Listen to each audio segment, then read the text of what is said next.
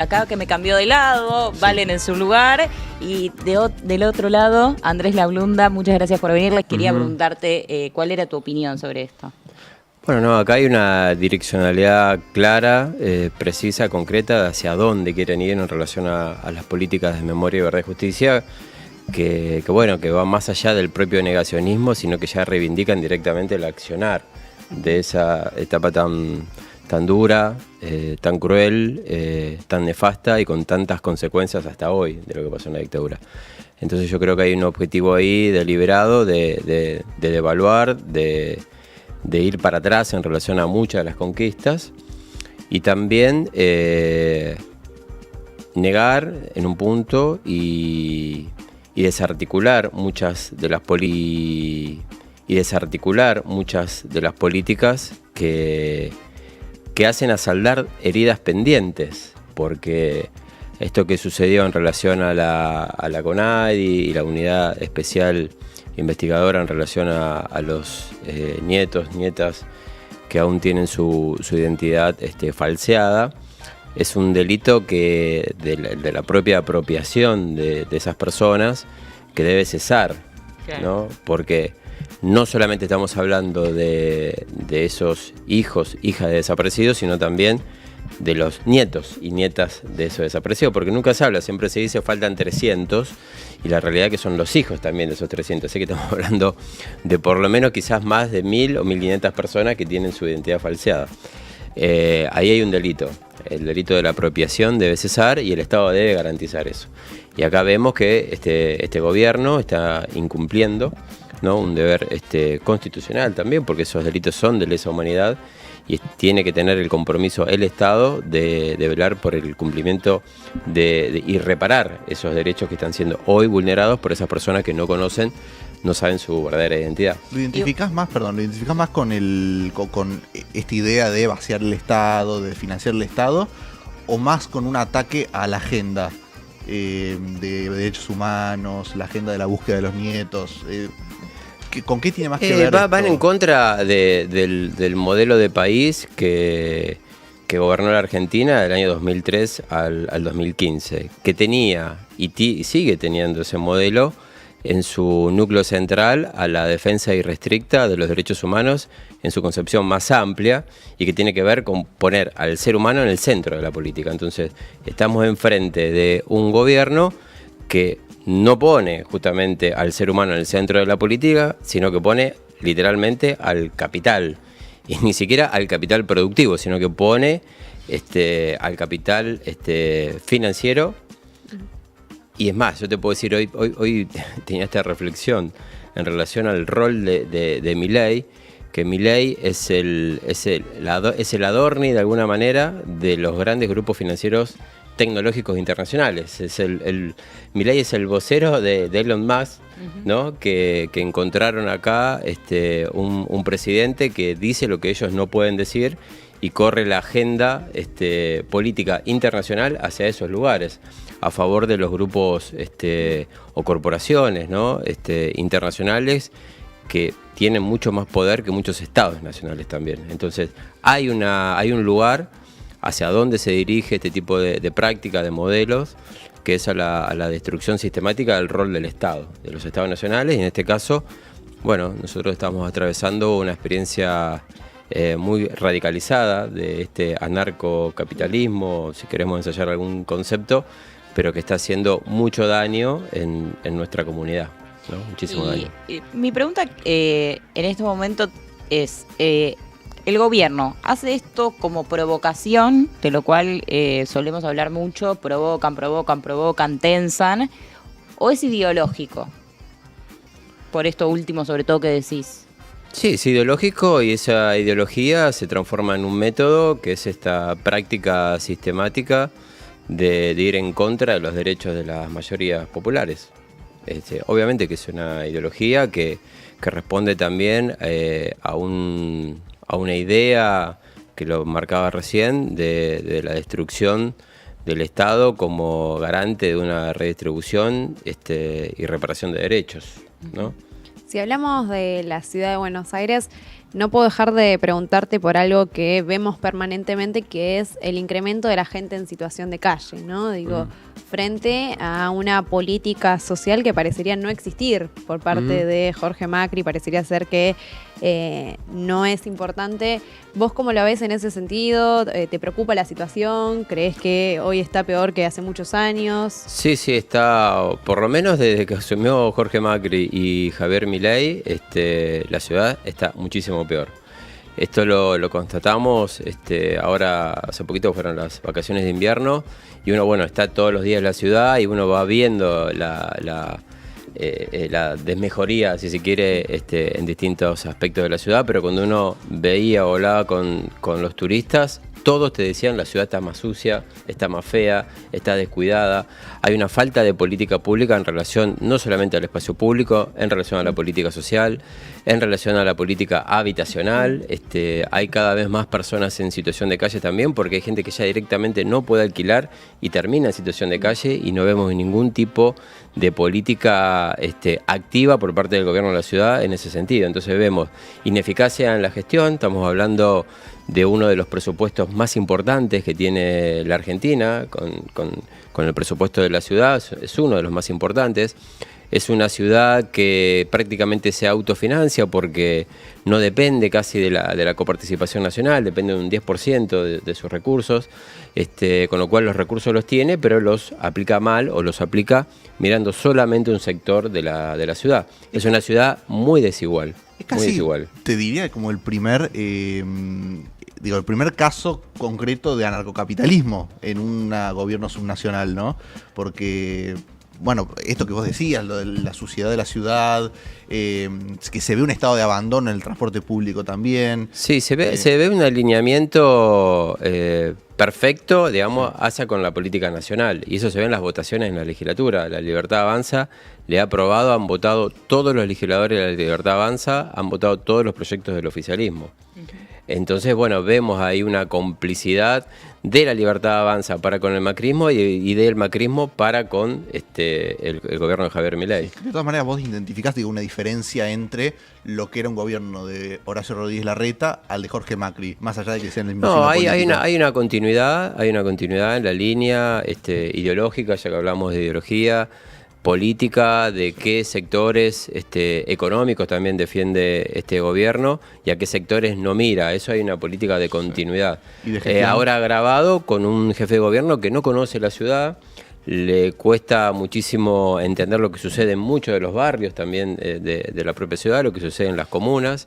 Hay un desinterés por lo público en general, una estigmatización también de los sectores populares, y eso se ve, bueno, en una falta sistemática y permanente de gestión, ¿no? Es muy evidente. ¿Y queda lugar para pensar en gobernar la ciudad de Buenos Aires cuando la realidad nos está avasallando tanto y las tapas de los diarios y la política y el peronismo y todo está tan en crisis y nos llevan a pensar en 2 o 3 cosas nada más y pensar mucho en eso y decir, che, ¿queda lugar para otras cosas? No, siempre hay espacio, siempre el lugar para la utopía está presente, y más que todo en el peronismo, que ha sabido reconstruirse después de derrotas muy duras, desde la propia dictadura militar, después pasando por el 2001. Era inesperado, quizás durante el propio 2001, la crisis más profunda, porque esa sí fue la crisis más profunda que tuvo nuestro país en términos económicos, políticos, sociales, culturales, apareció Néstor Kirchner, ¿no? Devolviéndole la propia identidad a ese peronismo de los años 50, produciendo una verdadera actualización doctrinaria del peronismo, y sobre esa última actualización doctrinaria es que nosotros seguimos caminando día a día representando los problemas reales de los vecinos. Nosotros siempre, o yo por lo menos, me identifico más que como diputado por la ciudad, como un concejal de la ciudad, porque bueno, recorremos los barrios, estamos escuchando a los vecinos permanentemente, tratando de llevar esa voz de los vecinos y vecinas a la legislatura, y de ese lado reconstruir la representación.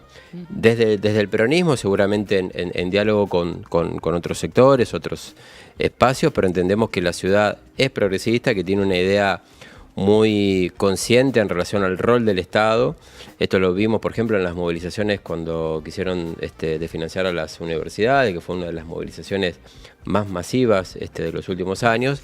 Entonces hay una conciencia muy importante en relación al rol del Estado, y sobre esos niveles de conciencia es que el peronismo, bueno, estamos y está articulando propuestas para ya el año que viene llevar las propuestas a las urnas, ¿no? Perdón, recién dijiste algo que tiene que ver con otros sectores. ¿Vos imaginás para el año que viene o incluso para más adelante al peronismo de la ciudad de Buenos Aires haciendo algún tipo de alianza con otros sectores que en los últimos años no se aliaron o no estuvieron juntos para ganarle al macrismo en la ciudad? Es importante la unidad siempre que tenga un sentido de para qué. Entonces, lo importante es consensuar primero un programa de acción, un acuerdo programático, y sobre ese acuerdo programático formular las alianzas. Igual estamos en un escenario muy dinámico, muy dinámico en la Argentina hoy. Yo creo que proyectar de acá a un año es un montón. Por lo pronto vamos paso a paso y recorriendo el territorio, escuchando a los vecinos, llevando respuestas, si se quiere, aunque no somos gobierno, pero sí desde la representación política, llevando propuestas para construir una agenda que represente al vecino y a la vecina de la ciudad.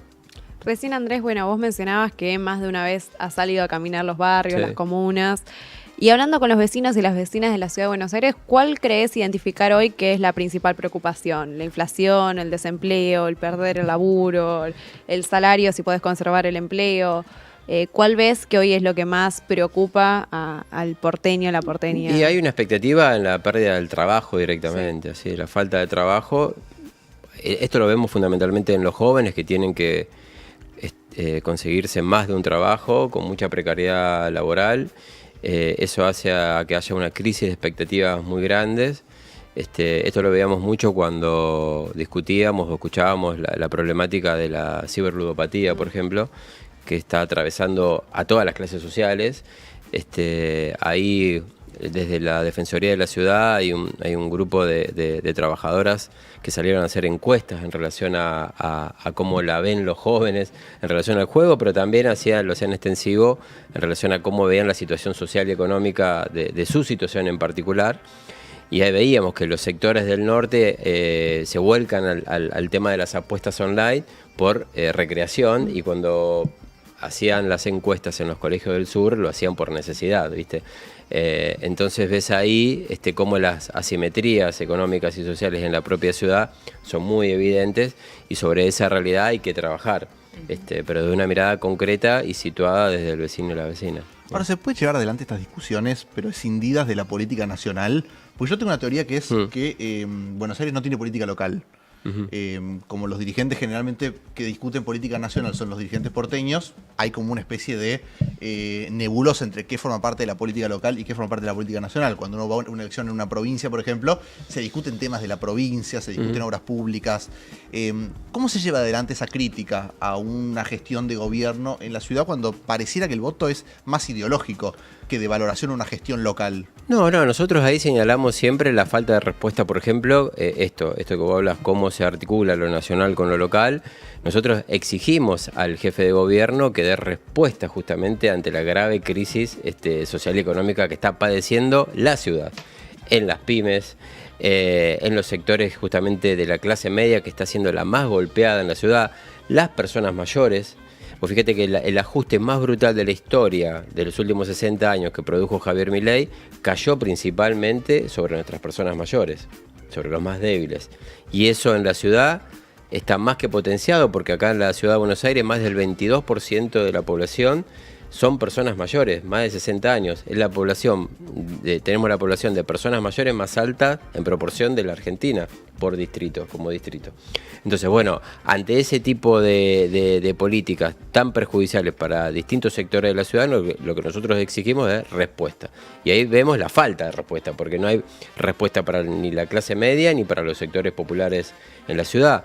Se hace evidente ahora con la cantidad de personas en situación de calle, pero lo mismo pasa con la política social, la asistencia a los comedores. En los barrios populares también se ve la ausencia de política pública. en los hospitales, en la educación. Bueno, el tema de la falta de vacantes fue una sistemática y sigue siéndolo, como hay una degradación de la escuela pública en la ciudad tremenda, en falta fundamentalmente de inversión de infraestructura. Bueno, área que uno repasa, ve cómo la política nacional impacta directamente sobre la ciudad y de la ciudad hay una falta de respuesta. Entonces, desde ese lugar es que se articula la política, es decir, de los problemas cotidianos que estamos viendo que agravados por el gobierno nacional, pero que el gobierno de la ciudad no da respuesta, nosotros empezamos a articular una agenda.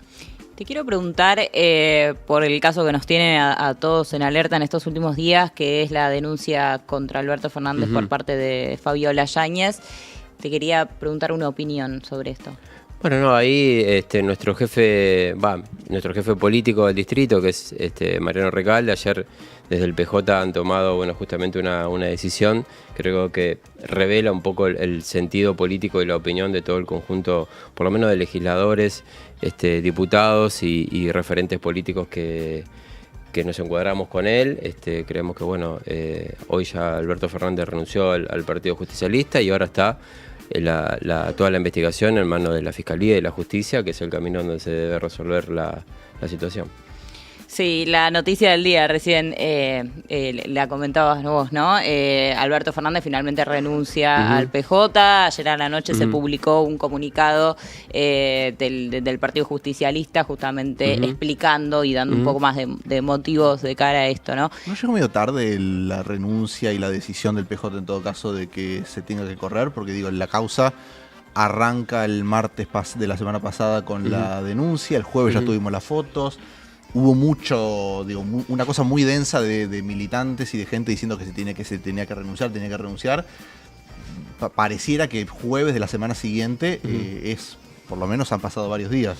Bueno, pero la decisión se tomó, a veces las decisiones en los partidos se toman de manera colectiva y orgánica también, y bueno, son los tiempos políticos de los espacios, pero bueno, la decisión se tomó y yo creo que eso es lo importante. ¿Impacta en el espacio?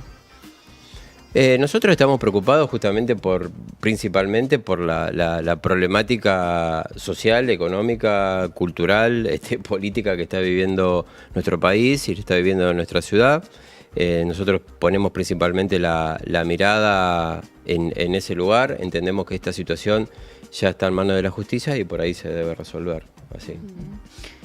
Ayer se dieron dos hechos muy significativos. Por un lado, bueno, Cristina declarando como testigo en la causa contra el magnicidio, pero en paralelo, unas horas después, se discutió en la Cámara de Diputados la posibilidad de expulsar a los diputados que habían ido a visitar a los genocidas. Bueno, salió en contra esa votación. Hay muchos espacios que llamaron la atención, por ejemplo el espacio radical, donde muchos diputados radicales dieron su voto en contra de expulsar a estos diputados.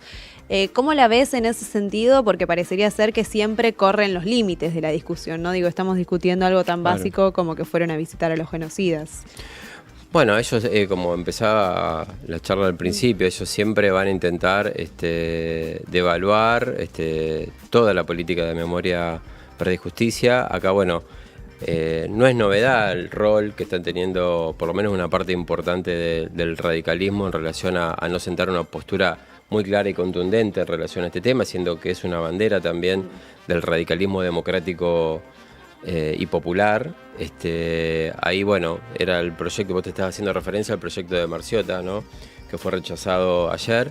Justamente ahora desde la legislatura ingresamos un proyecto de la mano de Matías Barrota Beña también para ir en el mismo sentido en la legislatura, para expresar nuestro repudio en relación a eso, que entendíamos que debería ser aprobado, pero bueno, ellos siempre van corriendo los límites, pero bueno, nosotros no nos movemos ni un paso, ni un metro de nuestras propias reivindicaciones. Hubiésemos esperado otro comportamiento político del radicalismo que siguen sin estar a la altura de los momentos políticos.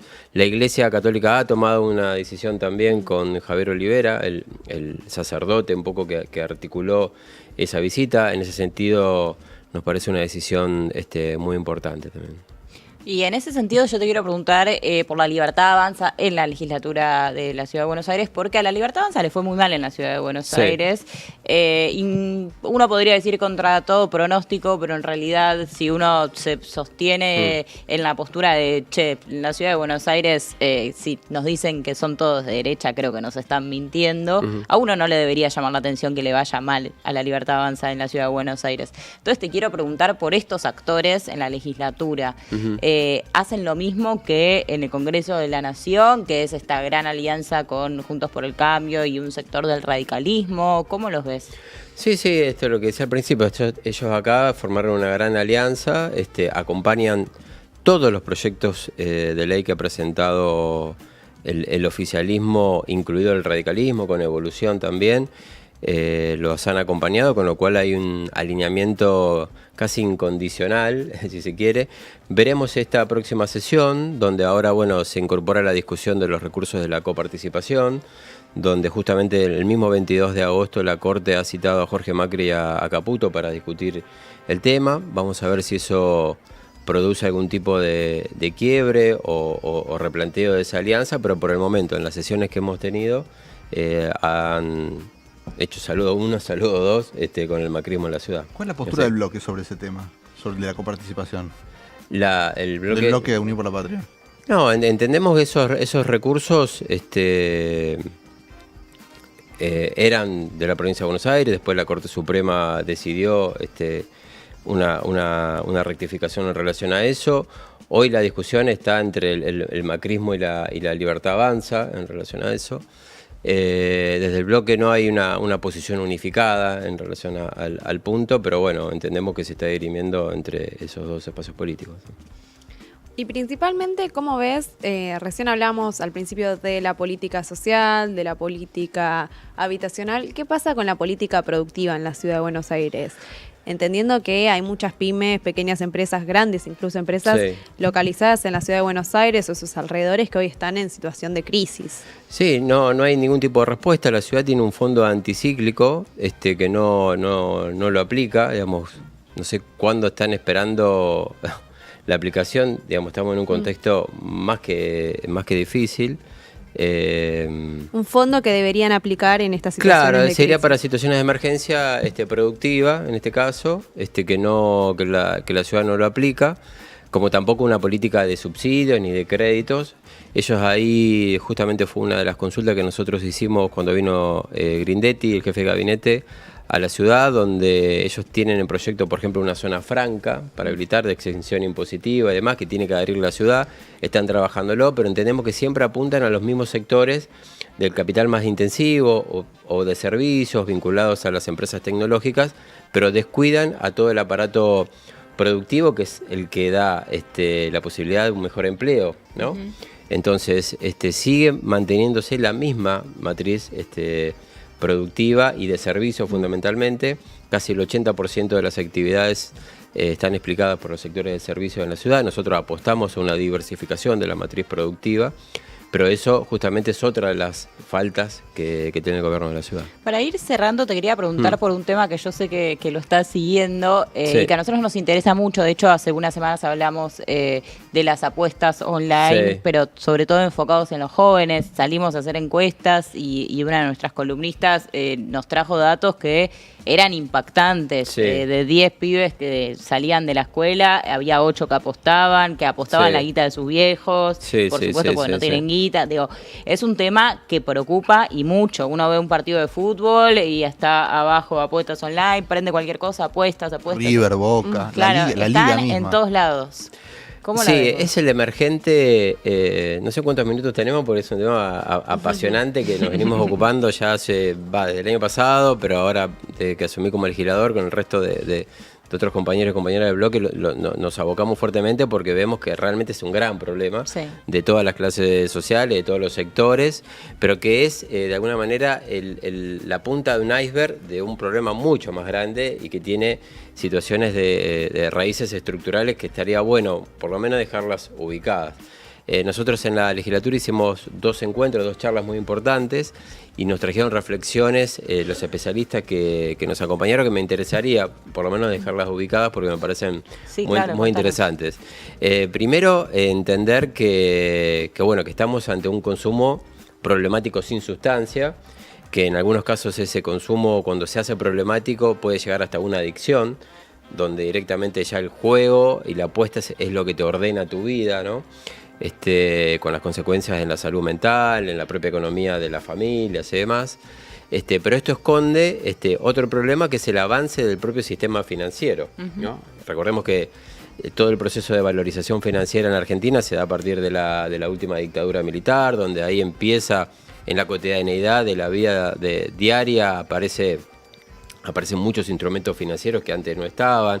Empiezan los contratos de alquiler en dólares, las propiedades en dólares. Bueno, empieza todo este proceso de un avance muy fuerte de distintos instrumentos financieros. Después se agrava en el 2008 también, como con toda la crisis de Lehman Brothers y demás, como que ahí se corre la barrera de los límites del sistema financiero y avanza sobre las clases populares o los sectores trabajadores. Eso impacta en la Argentina, pese a que la Argentina en ese momento estaba aplicando políticas anticíclicas, ¿no? Recordemos, en aquel momento no voy a entrar porque si no me voy a meter en detalles, pero bueno, quiero ubicar un momento de por qué el sistema financiero hoy llega a nuestros niños y niñas, ¿no? Porque no es que esto empieza hoy, sino que es un devenir histórico que se arrastra hace muchos años. Después la propia llegada del Fondo Monetario Internacional también ahí cambia un poco la calidad, digamos, hace un salto de cualitativo en relación a cómo las familias se endeudan. O sea, directamente empiezan a endeudarse para sobrevivir, para alimentarse y demás. Y después llega la pandemia. Llega la virtualización de todas las relaciones económicas, sociales, el celular. Bueno, eso hizo como un combo explosivo que llevó a que tengamos un celular o un casino las 24 horas al alcance de la mano. Sumado a eso, que también no solamente es un problema de los niños y niñas, sino también de los adultos, aquellos que somos padres, madres, también debemos incorporar el tema de la crianza digital en nuestros hijos e hijas. Ahí tenemos que construir herramientas, porque no es solamente un problema de los niños, sino que también nosotros estamos todo el día con el celular. Los niños también no ven y obviamente siguen el ejemplo, lo reflejan, de los padres. Pero lo que me parece, este es un poco el contexto, ¿no? Estamos en un consumo problemático, por un sistema financiero que ha avanzado de manera exponencial sobre la propia vida cotidiana, que tenemos un montón de herramientas financieras a disposición. Se han incorporado ahora también todo el tema de las billeteras virtuales, que es el modo, ¿no?, que los chicos juegan y apuestan. Esto entra por las apuestas deportivas, fundamentalmente por el fútbol. Estas mismas empresas que entran y se apalancan desde las instituciones deportivas ahora auspician a muchos de estos grandes clubes. De 23 clubes de fútbol, 8, o por lo menos hasta el año pasado, tenían auspicios de estas empresas de apuestas. Pero bueno, ese es el estado de situación. A eso llegamos. Ahora, lo que nosotros, y quiero dejar por último ubicado, es cómo la propia comunidad empezó a dar respuestas a esto. Más allá que nosotros tenemos presentados proyectos de ley, varios diputados, para restringir más que todo el acceso, combatir la ilegalidad y demás. Lo interesante es, justamente desde el canal de Eva, que Eva es comunidad organizada, cómo la propia comunidad ha empezado a dar respuestas. Entonces quiero señalar tres casos que me parecen muy interesantes. En relación a los clubes de fútbol, destacar la experiencia importante, que de hecho la declaramos de interés en la legislatura, del Club Vélez Sarsfield. Ahí invitamos a Augusto Costa, que es el vicepresidente del club, que ha tomado una decisión inédita en el fútbol argentino, que es rescindir el contrato a una de estas empresas, particularmente de Bplay, reemplazándola por otra empresa que apuesta justamente a lo productivo, que es la empresa Zafirus, aromatizantes. Aromatiza tu vida, Zafirus. Bueno, acá le ha devuelto de alguna manera los valores al club, porque de la propia comisión directiva, de los propios socios, surgió esa iniciativa de cómo puede ser que haya, en esta crisis de valores, estar auspiciados por una empresa de apuestas online con el daño que esto está provocando a nuestros jóvenes. Eso como primera experiencia a seguir, digamos, por parte de otros clubes para que se imite. Después otra experiencia muy interesante fue cómo algunas escuelas o algunas docentes, Solana Camaño, una referenta importante, periodista, pero también docente, nos explicó cómo lo está trabajando en las escuelas y trajo un método que me parece muy interesante, por si nos escuchan docentes, muy valiosa. Y ella lo que hace es poner en situación de tarea y de investigación a los propios jóvenes que están padeciendo el problema. Okay. Entonces los convierte en constructores de conocimiento y a la vez en investigadores. Esto es importante porque dejan los chicos de estar en una posición pasiva en relación al tema y se involucran de una manera adentro. Claro, serían no son el problema, sino que son parte de la solución. Y con algo muy interesante que llegan al objetivo de decodificar cuál es el plan que tienen estas grandes empresas tecnológicas para con ellos y para de alguna manera develar o revelar cuál es el objetivo de toda esta lógica algorítmica. Sí, claro. Que es muy importante, porque decir cuál es el objeto, hacia dónde van, no, hacia muy dónde poco va el algoritmo, claro. qué es lo que se disputa, cuál es el objeto en disputa. Entonces los chicos ahí toman conciencia que lo que está en disputa justamente y por lo que van es por la apropiación de su atención, porque lo que te disputan las redes sociales fundamentalmente es eso. Ahora, Sí. una pregunta Es de la Brut. atención, y la atención es tiempo de vida. Sí. Entonces cuando toman conciencia de que están perdiendo tiempo vital de su propia existencia, ahí reaccionan. Una pregunta de bruto, pero digo, Sí. ¿no se lo puede prohibir directamente a los sitios de apuestas deportivas, una ley que se bloquee de la... Se puede prohibir, de el juego, las apuestas son legales para mayores de 18 años. Claro. Eso está por ahí, habría que modificar la ley. Pero digo, no hay una actividad productiva, no hay una masa laboral Ahí- atrás. No, bueno, son ¿Cuál justamente... sería como el impedimento de atacarlo de raíz, prohibiendo? No, de primero hay que entrada? combatir Sí. la ilegalidad del juego, que son los famosos sitios .com, ¿no? Claro. Eso es como primer objetivo. Después regular la publicidad en relación a esto. Todo el tema de los influencers también. Hay mucho dinero que circula en relación a esto. Aumentar las barreras de ingreso para con los niños, niñas y adolescentes. Por ejemplo, los bonos de inicio, nosotros en eso estamos absolutamente en contra porque te dan, creo que ahora antes eran 5.000, ahora son 10.000 pesos gratuitos para que vos ingreses a la plataforma. Y después lo más importante, dar, paralelamente a lo que decís, y ojalá se llegue a eso, dar la discusión ética y moral en relación al tema de por qué una empresa de publicidad o una empresa contrataría ese tipo de servicios. Bueno, hay toda una discusión estructural ahí muy importante, fundamentalmente de valores en relación al tema.